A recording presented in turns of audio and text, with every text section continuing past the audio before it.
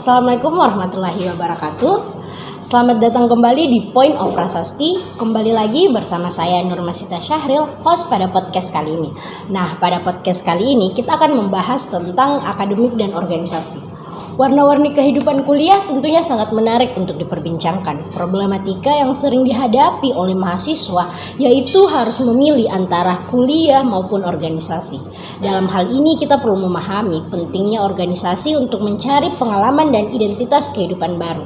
Namun juga tidak melupakan urusan kuliah ataupun akademik. Kenapa sih akademik dan organisasi itu menjadi suatu hal yang dibahas sedikit vital pada dalam podcast kali ini? Karena seperti yang kita ketahui, terkadang seseorang fokus antara akademik dan organisasi. Bahkan tidak jarang kita menemukan di kampus banyak mahasiswa yang lebih berfokus pada organisasinya dan melupakan akademik, ya Kak. Oke. Nah, untuk membahas itu semua tentunya kali ini saya tidak sendiri. Kali ini saya ditemani oleh bintang tamu yang sangat spesial dan harus penonton tahu bahwa yang ada di samping saya ini merupakan mawapres ataupun mahasiswa berprestasi pertama Fakultas Bahasa dan Sastra Universitas Negeri Makassar. Oke, mungkin bisa diperkenalkan Kak dirinya. Baik, terima kasih atas kesempatannya. Perkenalkan, nama saya Firmansyah. Saya merupakan mahasiswa program studi pendidikan bahasa Inggris Fakultas Bahasa dan Sastra Universitas Negeri Makassar angkatan 2019. Baru angkatan 2019 tapi sudah menjadi mahasiswa berprestasi pertama di FBS. Jadi Kak, sekarang kesibukannya selain jadi mahasiswa pendidikan bahasa Inggris apa saja? Untuk kesibukan sendiri, saya aktif di berbagai kegiatan volunteering dan selain itu saya pun mengikuti organisasi, salah satunya adalah lembaga dakwah fakultas yang ada di Fakultas Bahasa dan Sastra Universitas Negeri Makassar. Keren sekali. Jadi kakak tidak hanya aktif di lembaga kampus tapi juga menjadi volunteer berbagai kegiatan-kegiatan di luar. Keren sekali tentunya. Oke. Mungkin seperti saya bahas di awal dalam podcast kali ini kita akan membahas tentang kehidupan berorganisasi. Nah, mungkin pendapat kakak tentang kehidupan berorganisasi di kampus itu seperti apa? Terkait tentang kehidupan berorganisasi di kampus, menurut saya pribadi ya, pengalaman bahwa organisasi di kampus itu sangatlah menguntungkan bagi setiap mahasiswa. Tidak hanya saya, tapi saya yakin bahwa semua orang yang mengikuti dunia organisasi di kampus itu akan mendapatkan banyak manfaat. Salah satunya adalah dengan mengikuti kegiatan organisasi kita akan melatih public speaking, di mana public speaking itu sangat penting di era revolusi industri 4.0, terutama untuk mengetahui untuk memperkenalkan jati diri kita, eksistensi kita di tengah-tengah masyarakat. Menurut kakak tadi kan telah dibahas berbagai hal-hal penting untuk mahasiswa sebagai ajang untuk public speaking, ajang untuk memperkenalkan diri di masyarakat. Menurut kakak apakah organisasi dan akademik itu memang saling berkaitan? Ya, terkait dengan pertanyaan tersebut antara organisasi dan dunia akademik, terkadang orang membandingkan antara organisasi dan akademik. Bahkan tidak jarang sebagian mahasiswa, sebagian kelompok itu cenderung dunia akademik saja dan sebagian yang lainnya itu cenderung di dunia organisasi. Nah, padahal antara organisasi dan dunia akademik ini kita tidak bisa membandingkan, akan tetapi kita harus sandingkan antara keduanya. Banyak yang mengatakan bahwa organisasi dan akademik itu ibaratkan kaki kita, di mana akademik itu kaki kanan dan organisasi itu kaki kiri. Kita harus menggunakan keduanya dalam meniti kehidupan untuk menjadi pribadi yang lebih baik lagi. Kita tidak hanya menggunakan kaki kanan saja dalam meniti kehidupan, akan tetapi kita harus berjalan menggunakan kedua kaki antara kaki kanan dan kaki kiri. Namun ibarat yang lain adalah mata kita, di mana mata kanan kita untuk akademik, mata kiri kita untuk organisasi, di mana kita tidak hanya memandang suatu masalah dari satu sudut pandang saja, kan, tapi melalui organisasi dan akademik kita bisa melihat berbagai sudut pandang yang berbeda dan kita bisa menyimpulkan yang terbaik menurut versi diri kita. Wah, menarik sekali pembahasan dari kakak bahwa antara organisasi maupun akademik itu adalah dua hal yang memang harus saling berkaitan antara ibaratkan antara kaki kanan dan kaki kiri memang harus saling beriringan ya Kak. Karena dua hal ini memang adalah hal apalagi di usia-usia mahasiswa memang merupakan hal bagaimana kita membawa jati diri, memperkenalkan bahwa inilah kita mau kemana, kita arahnya kemana. Oke, benar sekali. Oke, kalau menurut Kakak seberapa penting organisasi maupun manfaat-manfaat yang didapatkan selain yang disebutkan di awal tadi? Untuk organisasi sendiri ya. Dan mungkin dari yang Kakak rasakan setelah mengikuti organisasi dan menjadi volunteer di berbagai kegiatan. Untuk manfaat organisasi sendiri, yang pertama saya rasakan itu pada saat tidak hanya di bangku perkuliahan, tapi pada saat SMA menjadi ketua OSIS pada saat itu. Dan hal yang pertama yang saya rasakan adalah membangun rasa percaya dalam diri. Ini merupakan modal yang paling utama bagi setiap pemuda, bagi setiap siswa maupun mahasiswa, karena believe in yourself is the key point in our life. Jadi percaya diri adalah hal yang paling utama untuk menjadi the best version of ourselves, menjadi diri kita sendiri untuk ke depannya. Kemudian yang kedua adalah dengan mengikuti kegiatan organisasi atau join dalam berbagai aktivitas organisasi, maka kita akan belajar time management yang baik, mengatur waktu yang baik. Kita tidak hanya berfokus pada mata kuliah, mata pelajaran yang diberikan oleh dosen, akan tetapi lebih dari itu melalui organisasi kita akan belajar untuk menghargai pendapat orang lain, mengendalikan ego dalam diri kita, karena di organisasi itu kan banyak orang nih, tidak mungkin kita hanya sendiri mengeluarkan pendapat, menyampaikan gagasan, tapi di organisasi kita dilatih untuk dapat saling menghargai dan menyatukan pendapat untuk mencapai tujuan bersama. Benar sekali. Menarik tadi yang dibahas Kakak bahwa ketika kita memasuki dunia organisasi adalah salah satu hal yang kita dapatkan adalah bagaimana kita memanage waktu. Iya, betul. Nah, banyak mahasiswa di luar sana mungkin beranggapan mau fokus di akademik saja, karena organisasi bakal membuat dia tidak bisa fokus, karena mungkin itu lagi ya Kak. Lagi-lagi karena cara memanage waktunya. Mungkin dari Kakak sendiri tips-tips di awal menjadi mahasiswa yang juga ikut organisasi tapi juga di akademiknya. Untuk pertanyaan tersebut terkait manajemen yang baik antara organisasi dan akademik itu, tips bagi diri saya ya, yang saya terapkan selama menjadi mahasiswa kurang lebih 3 tahun di kampus itu kembali lagi kepada diri masing-masing, di mana saya kemarin tuh mempraktikkan yang namanya to-do list dan prioritas. Kita melihat bahwa hal-hal yang perlu dikerjakan dalam waktu yang dekat dan urgent untuk dilakukan, dan hal-hal yang bisa ditunda namun tidak bisa terbengkalai setelah hal yang saat itu dilakukan. Oleh karena itu to-do list ini juga sangat penting untuk menentukan apa yang harus kita lakukan setelah satu pekerjaan ini setelah selesai. Oleh karena itu kembali ke prioritas dan to-do list yang harus kita terapkan. Oh ya, benar sekali. Nah, ini adalah merupakan hal yang penting kawan-kawan. Jadi dari Kak Firman tadi sarannya adalah buat to-do list. Jadi kita tahu apa yang bakal kita lakukan, apa yang kita lakukan setelah yang satu selesai. Menarik sekali. Mungkin bisa minum dulu Kak. Santai-santai. Oke.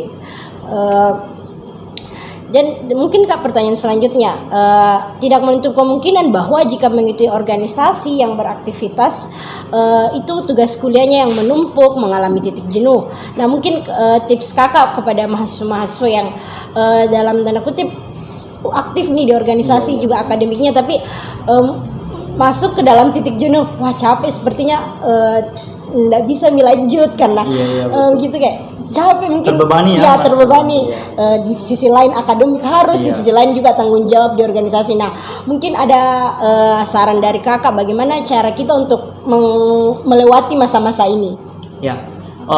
Pertanyaan yang sangat menarik karena pertanyaan itu juga menyangkut kehidupan saya pada saat semester 4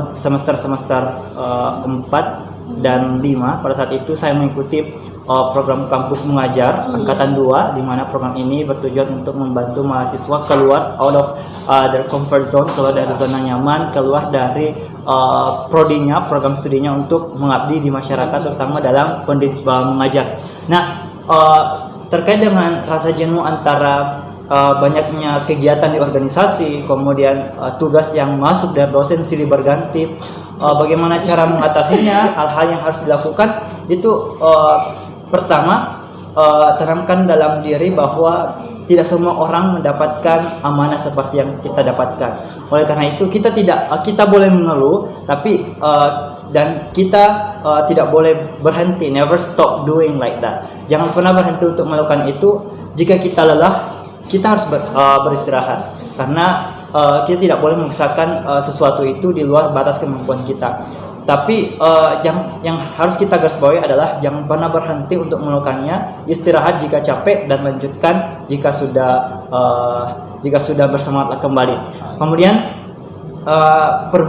yang kedua adalah perbaiki hubungan kita, tidak hanya kepada manusia saja tapi kepada Sang Pencipta, karena ini juga menentukan arah jalan hidup kita yang terbaik untuk kita, karena sebaik-baik perencanaan manusia itu adalah lebih baik dari perencanaan Tuhan. Demikian. Wah, menarik sekali teman-teman. Jadi mungkin teman-teman di luar sana ada yang sampai di titik dimana wah jenuh banget nih karena harus organisasi, mana tugas kuliah numpuk. Nah, salah satu hal yang mungkin memang harus dilakukan adalah kalian tanamkan dalam diri bahwa tidak semua orang ada di tanggung jawab itu, dan tidak betul. Ya dan ada mungkin orang di luar sana yang ingin seperti itu tapi betul. tidak ya kan? Tidak ada kesempatan untuk berada di posisi kita. Betul sekali. Dan satu hal yang paling penting yang perlu kita garis bawahi adalah tidak hanya hubungan sesama manusia, tapi bagaimana hubungan kita kepada Sang Pencipta ya Kak. Betul sekali. Nah, mungkin di luar sana mungkin kayak banyak statement nih Kak mengatakan bahwa manusia itu tidak terlalu mementingkan akademik atau tidak organisasi, cenderung sulit untuk beradaptasi dengan lingkungan atau kurang mendapatkan pengalaman. Nah, menurut Kakak bagaimana nih tentang statement ini tentang mahasiswa yang cuman di akademik dan tidak mengikuti berbagai organisasi? Terkait statement tersebut itu kembali kepada diri pribadi masing-masing ya, kembali kepada orangnya masing-masing.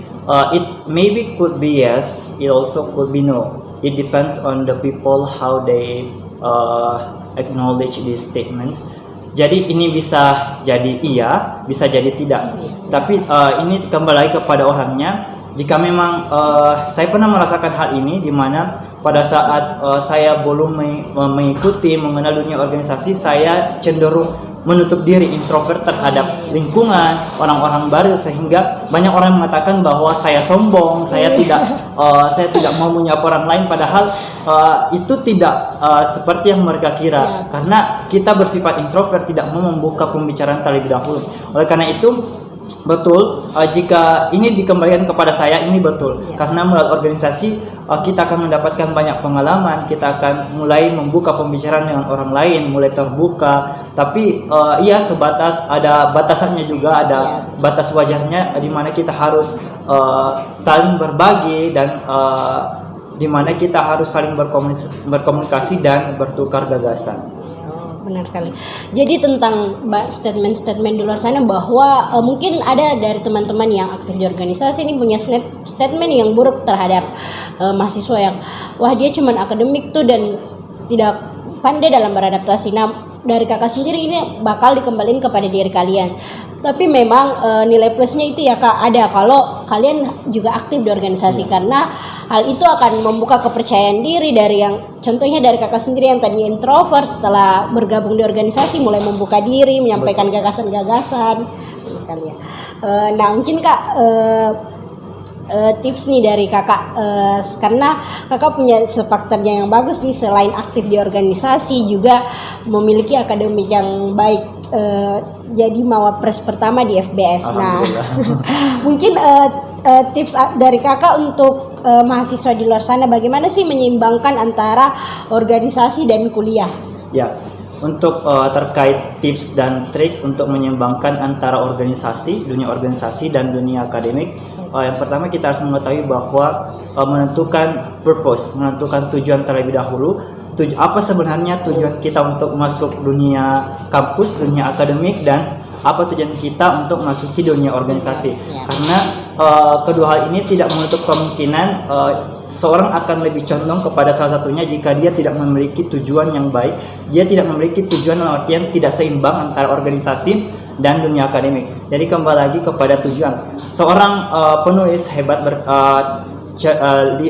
Richard Leider pernah berkata dalam bukunya yang berjudul The Power of Purpose bahwa tujuan, purpose itu tidak hanya menjadikan kita hidup, akan tetapi dengan adanya tujuan akan menjadikan kita jauh lebih hidup, jauh lebih baik, dan kita dapat melakukan sesuatu dengan lebih baik pula. We can do something well.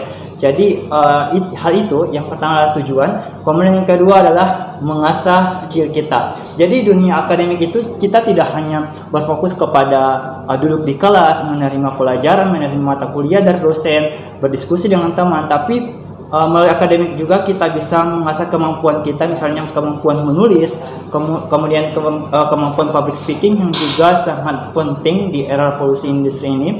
Dan kembali lagi ke organisasi itu kita akan mengasah lebih banyak skill, mengekspor lebih banyak skill, karena organisasi itu diibaratkan sebagai kolam renang, di mana jika kita masuk dunia organisasi dan dunia akademik itu diibaratkan sebagai kolam renang, di mana kita masih bisa untuk mengatur suhunya, kita masih bisa memprediksi gelombang yang ada di dalam kolam renang itu, mengatur kedalamannya. Akan tetapi setelah kita lulus dari dunia akademik, dan kita tidak lagi masuk dalam dunia organisasi, akan tetapi kita masuk ke dunia kerja.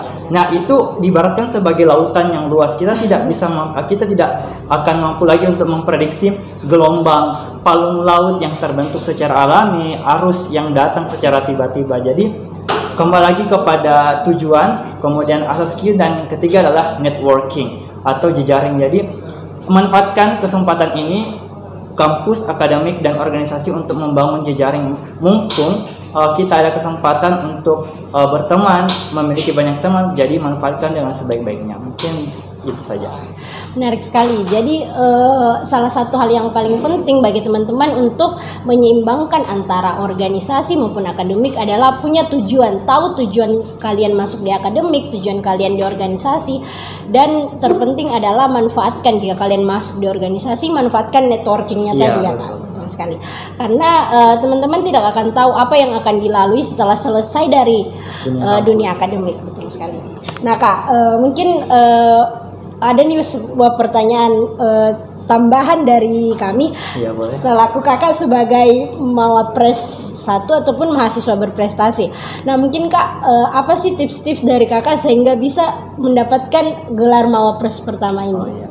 Terima kasih atas kesempatannya, atas pertanyaannya. Jadi terkait untuk tips dan trik menjadi mahasiswa berprestasi 1, perlu kita ketahui bahwa menjadi mahasiswa berprestasi itu tidak hanya terkait apa yang kita miliki, apa yang kita menangkan dari sebuah perlombaan, tapi bagaimana cara kita untuk dapat bermanfaat bagi orang lain, dapat menginspirasi orang lain, karena ini merupakan hal yang paling utama dari mahasiswa berprestasi.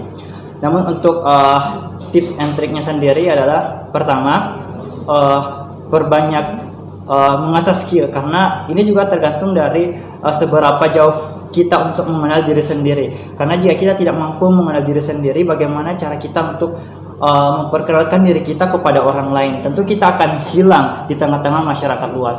Kemudian yang kedua adalah bangun rasa percaya diri. Karena banyak mahasiswa sebenarnya mereka berpotensi untuk menjadi mahasiswa berprestasi, akan tetapi mereka tidak memiliki self confidence yang cukup.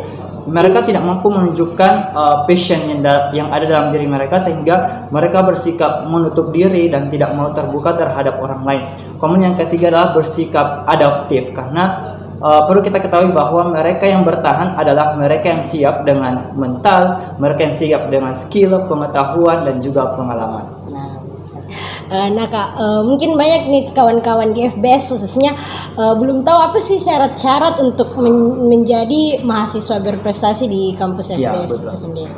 Untuk syarat-syarat menjadi mahasiswa berprestasi di Fakultas Bahasa dan Sastra itu sendiri adalah yang pertama tentu kita harus memiliki sertifikat yang bertaraf nasional dan juga internasional, karena kedua hal ini akan menjadi pertimbangan bagi para dewan juri nantinya pada tahap pengumpulan berkas di tingkat prodi, jurusan maupun fakultas nantinya. Kemudian yang kedua adalah karya tulis ilmiah, di mana karya tulis ilmiah ini akan kita buat dalam 2 versi. Yang pertama versi bahasa Indonesia, dan yang kedua dengan menggunakan bahasa Inggris. Karena nantinya jika kita terpilih, kita akan mempresentasikan karya tulis ilmiah ini di depan juri di tingkat fakultas menggunakan bahasa Inggris. Kemudian yang terakhir adalah memiliki bakat yang nantinya akan kita tunjukkan pada saat pemilihan mahasiswa berprestasi di tingkat fakultas. Iya. Oh ya, jadi mungkin nih banyak khususnya kawan-kawan FBS yang bertanya apa saja sih syarat untuk menjadi mahasiswa berprestasi. Nah, seperti yang kakak paparkan tadi, yang pertama itu punya sertifikat nasional maupun internasional ya kak. Juga mampu menulis karya tulis ilmiah berbahasa Indonesia dan juga berbahasa Inggris. Ya, betul. Benar sekali. Jadi kak, kami terima kasih nih, mungkin